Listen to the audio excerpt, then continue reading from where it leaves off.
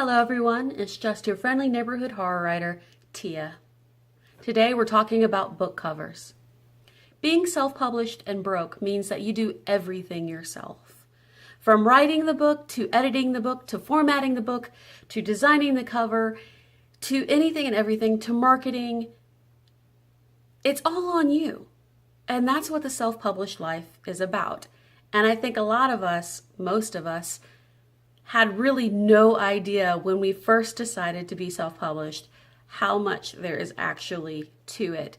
It can be a bit overwhelming at times.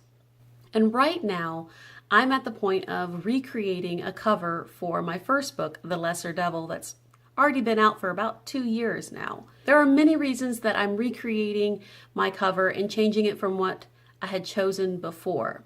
This is my first book.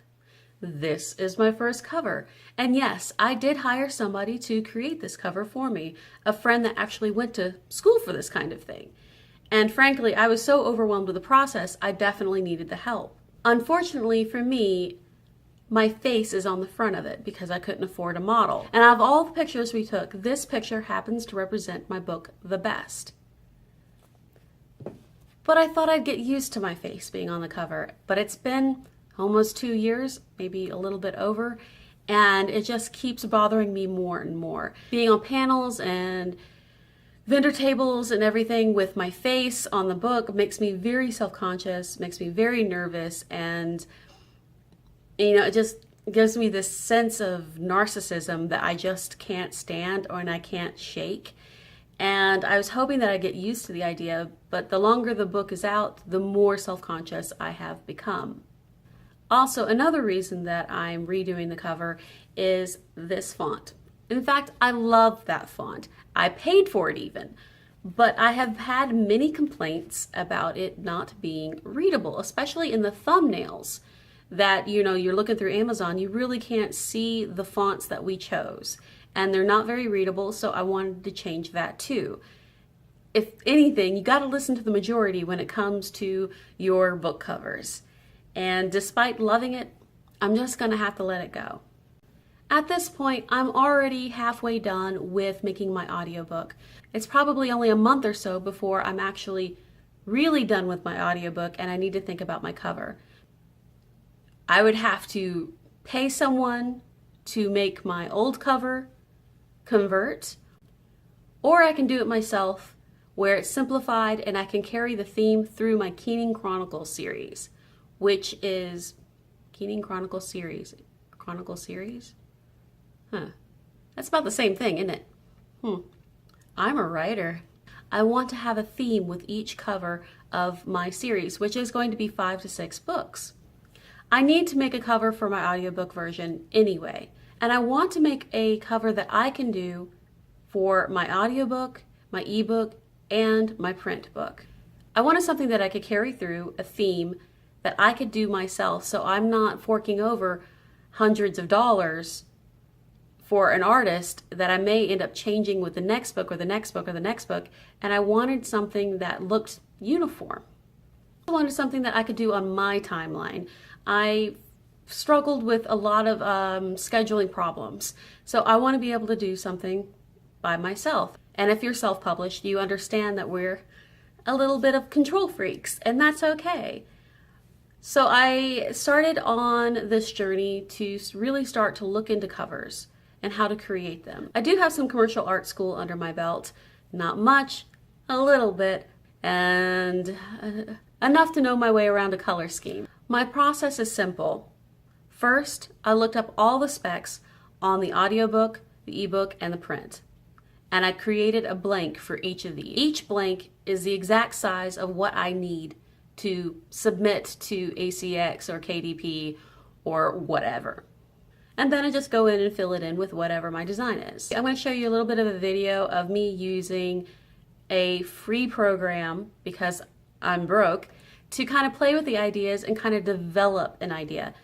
My book cover isn't finished, but I definitely know the direction I want to go in now.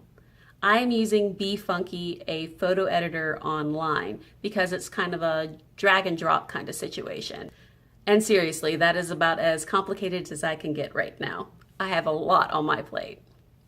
This is not an ad. I just really like Be Funky. And between Be Funky and GIMP on my computer, which I'm not really proficient in GIMP yet, I know I suck, but again, I am overwhelmed with the amount of things that I am learning concerning the audiobook and just creating a cover that I just don't have the time to learn another program. So I'm kind of bouncing between GIMP, Paint, and Be Funky. I know, but you work with what you know. But Be Funky or any kind of photo editor makes it really easy to be able to just kind of play with the ideas. Or then you go back to an art program where you can do more complicated things.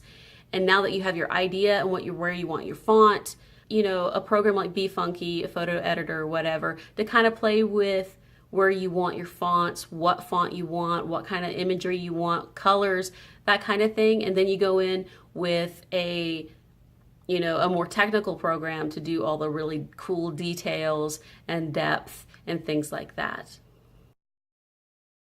So my process is simply this. I went and checked out all the specs for ACX, KDP, and CreateSpace to make sure that I have my blanks to the perfect size. I make sure that all the fonts and images I use are either paid for or free. Be sure about this because you definitely don't want to get in trouble in the future. And it has taken me going through a lot of freaking fonts to find the one that really works for me. Easy to read, yet still stays with the tone of the book. And I've educated myself. I've watched TED Talks. I've watched YouTube videos. I've read articles. I've went and looked up my genre of book, horror, and saw what makes a great horror book cover. Usually they're simple. They're usually one or two colors. They're not like fantasy novels or romance where they tend to have a lot of colors. They're very busy. There's a lot going on. Horror tends to be very minimalistic for the most part. And I want to stick with that. And I want to learn my lessons with that. I want to look at these covers, take in what works and what doesn't, and how I can relate it to what I want. Of course, don't copy somebody else's idea, but you can definitely get some ideas. Oh, I like how he placed the font there. Oh, he put his name there. I think that's a very important thing to kind of compare and see what works for you. And that's what I did for myself. I learned by watching and observing. And just going in and doing the research has definitely solidified what works and what doesn't work. Like self-published authors tend to have their names too small on the front of the book because they're shy, because it's their first book. I did that. And there's other little things like that that kind of give away that we're self-published and we're not one of the big boys. I mean, that's okay. There's no shame in the game. But I definitely want to be able to stand up next to some of these bigger books and not look homemade.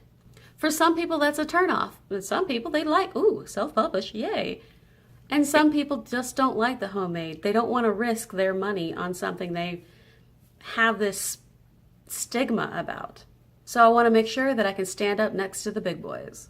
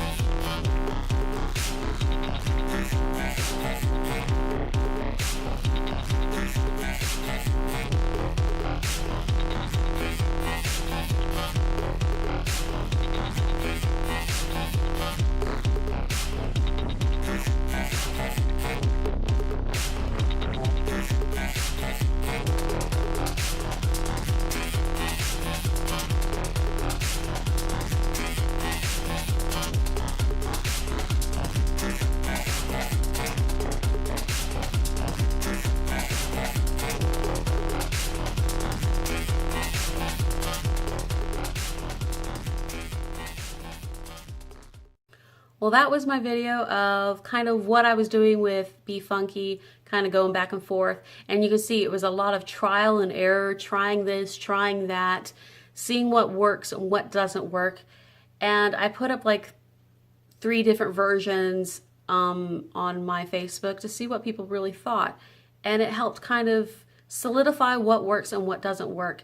And as always, I tend to go with the majority when it comes to the cover art. This isn't really the finished product. I still have a lot of tweaking to do. I need to do some depth, and I'm going to probably change the background up a little bit. But overall, I have gotten the bulk of the idea down. It's kind of like sketching and working it out. And I can go in with more complicated programs and get it to where I exactly want it. And I have plenty of time because I still have half an audiobook to do, and I'm not rushed, so I can make sure that I do a good job on this. Thank you for joining me on my self-published journey. I'm going to retweak my vlogs to be more about the self-published life because I talk about more than just writing, because being self-published means that you have to do everything. And it's a struggle. You know, some days it's just overwhelming. And then other days you feel like you're king of the world. Sometimes it's more of being overwhelmed. But there's good days. Sometimes. Maybe. But we have each other. Don't forget to hit that like button and subscribe. I make videos every other Monday. Till next time. May the night protect you as you protect the night.